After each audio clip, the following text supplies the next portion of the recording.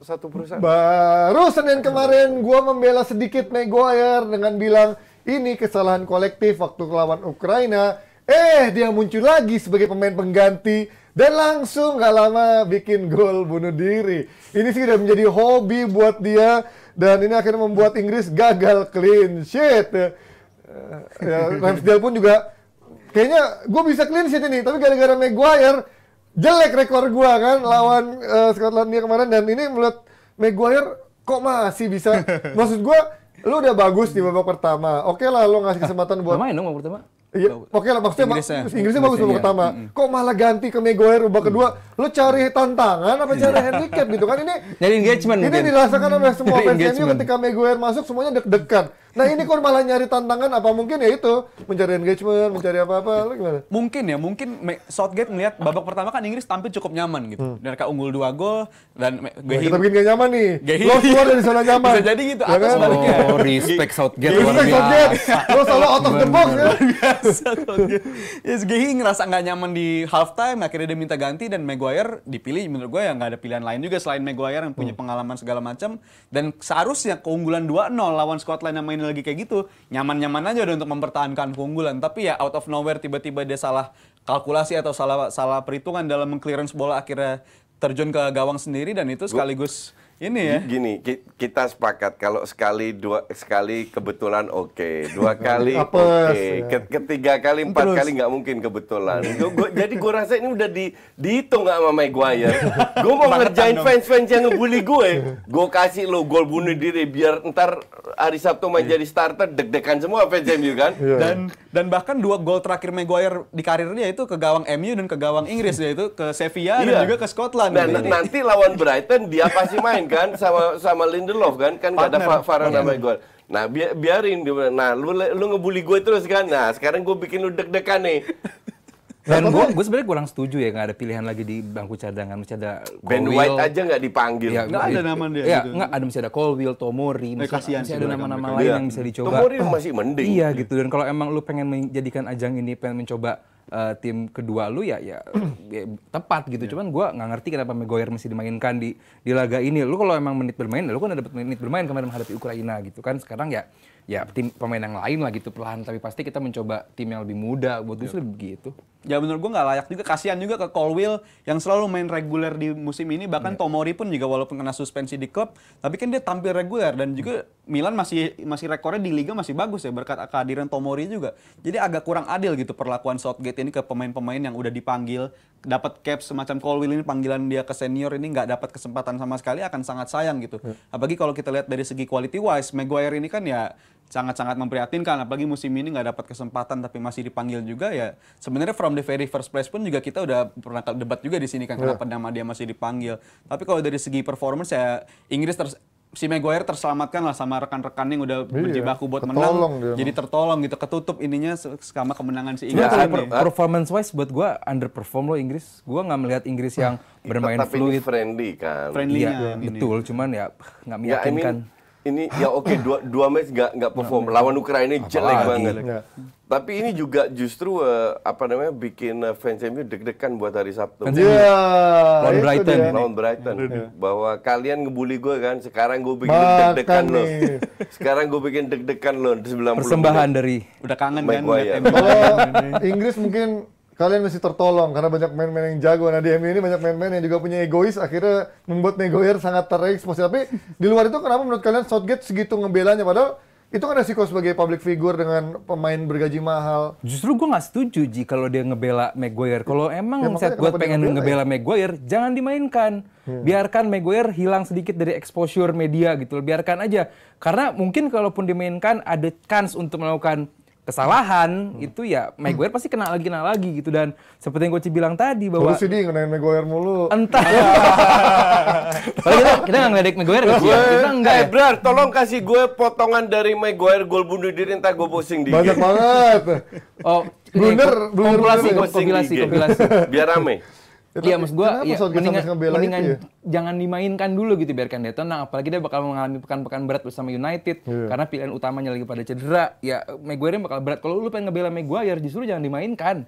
Pilihan terbaiknya jangan dimainkan dulu Maguire, biarkan dia karena mungkin oke, gua mainin lu biar lu punya kepercayaan diri, cuman ya tim ini lagi nggak perform aja baik dalam bertahan maupun juga menyerang juga biasa banget. Ini mau persahabatan lawan Scotland. Cuman ini tim nggak perform banget dan Maguire buat gue layaknya jangan dimainkan dulu aja, masih ada nama kayak Colwill dan kemarin Luis Dang cukup oke kan kemarin juga. Tapi udah tua banget bentar, ya. listen. Udah lambat Fans ya. MU itu banyak dan Southgate tahu lebih banyak fans yang non MU, makanya dimainkan Maguire. Hiburan dong jatuhnya jadinya. Untuk menghibur fans non MU biar ada entertaining. Ini biar ketua FA-nya bawa thank you Southgate, you play Maguire, you're the best. Kita perpanjang kontrak lu Southgate. Tapi memang susahnya kan mereview Southgate itu karena ya selama ini dia masih bisa deliver dengan lolos dari grup untuk maju-maju ke turnamen besar dan di turnamen besar pun dia bisa lewat turun banget. Tapi dia tertolong sama orang kayak Bukayo Saka, dia tertolong sama Harry Kane, dia tertolong kemarin sama Bellingham. Yang Bellingham pun underperform. Dia tertolong sama nama-nama tersebut gitu. Lini belakang jelas berantakan.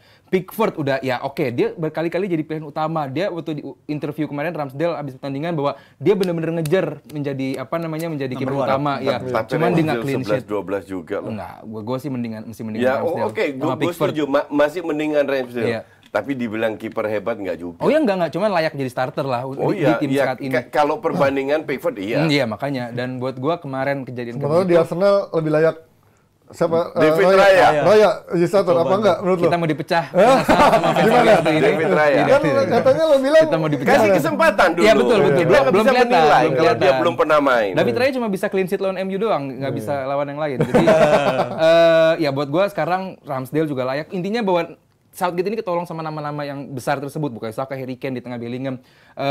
Kemarin Foden juga flop, Declan Rice juga flop. Banyak nama-nama yang harusnya menjadi pemain yang bagus, justru underperform ini harus menjadi perhatian bagi Southgate sih. Ya. Tapi kalau melihat dari Inggris sekarang dengan main darling ya, tapi so far dari pemain darling kan ada Trippier di sana, kemudian ada si Maguire. Maguire termasuk. Siapa menurut lo lagi yang ada di squad nggak layak ada untuk masuk ke squad sekarang? Ya selain Maguire, menurut gue Jordan Henderson, walaupun gue senang Henderson itu, tapi menurut gue ya seharusnya nama-nama lain lah. Ini bisa jadi pesan, lo main ke Arab masih bisa dipanggil loh ternyata kalau buat di pemain-pemain kayak dia. Tapi itu kan termasuk darlingnya Southgate. Ya Neymar juga di Arab juga masih dipanggil juga, pecahin rekor lagi kan. Di Brazil masih bagus gitu ya. Tapi kalau selain nama itu, gue nggak yang lain sih masih layak dipanggil. Tapi kalau nama-nama seperti Maguire dan Henderson ini yang bikin gue heran lah. Dan Calvin Phillips, 3 nama itu yang bikin gue heran kenapa main pula Calvin Phillips. Iya, kemarin jadi partner si Declan Rice. Ini nama-nama yang bikin gue heran karena ya ini kasihan juga banyak pemain-pemain. Walaupun tadi malam banyak juga yang dicoba kayak Eze segala macam akhirnya dicoba, tapi 3 nama itu menurut gua agak mengganggu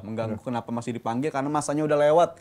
Maguire dan Henderson tuh udah lewat banget. Gua nggak setuju, gua nggak mengganggu sama sekali. Gua nggak terganggu. Kirain kenapa? Kesian tau Gua tidak terganggu dengan jebloknya Inggris.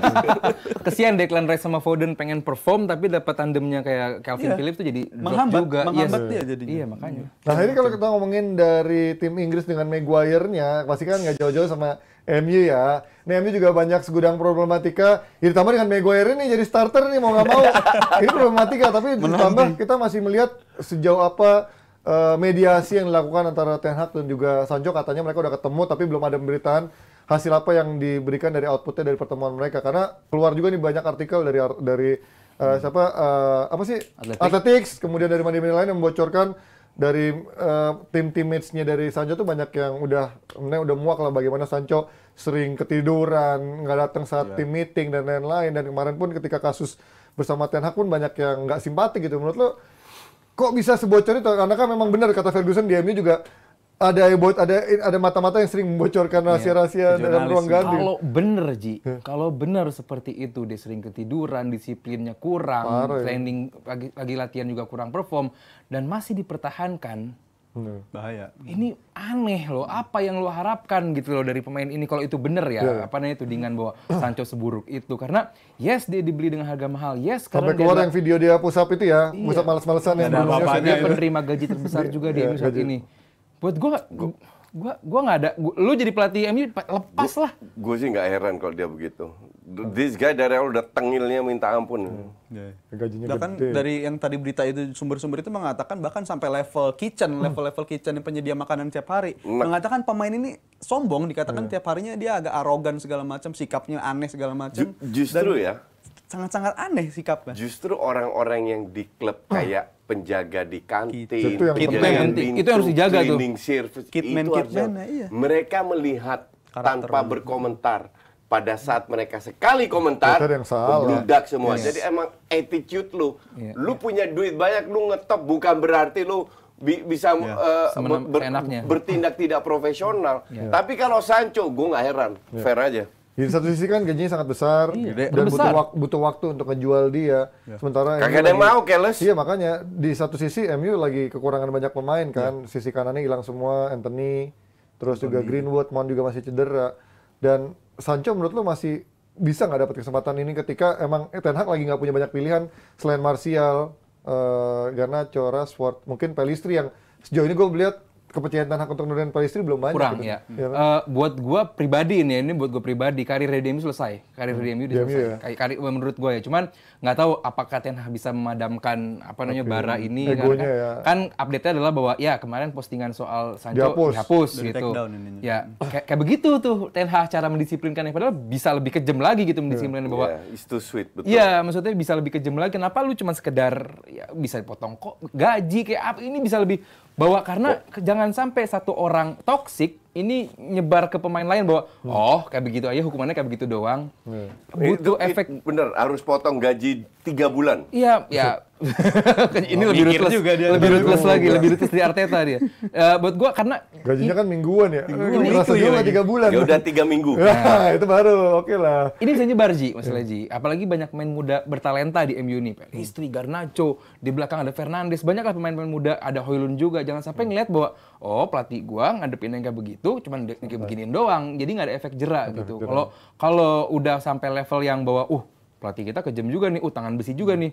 Kita harus hati-hati. Nah, pemain muda itu ada yang perlu pendekatannya kayak begitu, pendekatan tangan besi lah kasarnya gitu, supaya tujuannya untuk tim gitu, disiplin. Disiplin itu emang kunci banget sih untuk pemain muda. Betul. Bahwa lu percuma punya talenta setinggi itu kalau emang disiplin lu nggak disiplin lu nggak lu pakai itu percuma. Banyak pemain-pemain yang kayak kemarin contohnya dibandingkan Odegaard sama Bruno. Iya. Kalau soal talent, gue sih megang Bruno. Iya. Dasar. Setuju. Cuman bagaimana Banget. lu mengutilize talent itu, gue megang Odegaard. Iya, Gitu. betul. Itu yang beda bahwa Sancho secara talent mungkin lebih besar dari Foden. Ya lebih besar enggak juga daripada- sih. Secara talent. Enggak, secara talent pun enggak. Gue sih cukup pede Karena gitu. Foden dulu mengakui juga itu kan. iya. Sancho sangat talented banget. Iya, gitu. bahwa secara talent, secara baseline-nya gitu. Kayak Pogba juga lah, secara talent luar biasa. Tapi bagaimana mengutilize, memanfaatkan disiplin, Ji. Main-main ini disiplin Ya, gitu. Eden Hazard lah contoh paling gampangnya Eden Hazard ya.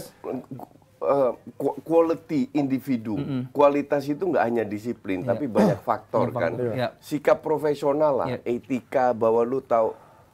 Emang generasi zaman sekarang inilah kalau gue bilang generasi smartphone itu membuat orang tambah tolol, bukan pintar. Ya, Lihat bisa, Bonucci. bisa Lihat membuat Bonucci. orang tambah pintar cepat, tapi di satu sisi jeleknya itu membuat orang tambah tolol dan juga rusak Iya. juga. Lihat Bonucci, nggak boleh latihan, pengen latihan. Iya. Itu yang bilang profesional tingkat tinggi gitu bahwa Lihat Mudrik, enggak lah, abis selesai latihan, dia latihan di gym biar bisa pansos. Biar bisa posting di Coach ini TikTok. ngikutin Mudrik banget ya rupanya ya. Kagak. Dia Gue update itu di timeline gue itu berkeliaran semua orang nge-tag gue semua. Padahal gue nggak ada satu ikut. Belum di di-unblock. samping ego di blog nggak bisa. Jadi gue nggak ngikut. Cuman orang itu nge-tag atau Nge-share. posting. Mudrik itu habis itu ekstra latihan loh. Luar biasa. Ozil dong. Nggak di gym. Bukan di lapangan kayak Ronaldo kan latihan di lapangan, shooting free kick. Ini di gym. Ya iyalah, dia buat pansos kan. Kalau mandi aja dia bikin video. Ya kayak Ozil juga dulu kan sempat diasingin sama Arteta, nggak dapat jatah, dia cari simpati dengan bayarin gajinya Gunnersaurus kemarin kan, Iya. sempat dibayarin gajinya, tetap aja nggak boleh main dan akhirnya dibuang juga sama Arsenal. Itu beda. Beda cerita ya. Itu cerita. Jangan disamakan. Itu soal Tapi yang kemanusiaan. jelas ini akan menarik karena di akhir pekan nanti kita akan menyaksikan bagaimana Maguire memberikan lucu-lucuan untuk MU, tapi semoga aja nggak lucunya. Kita akan lanjut dengan topik yang kalah menariknya.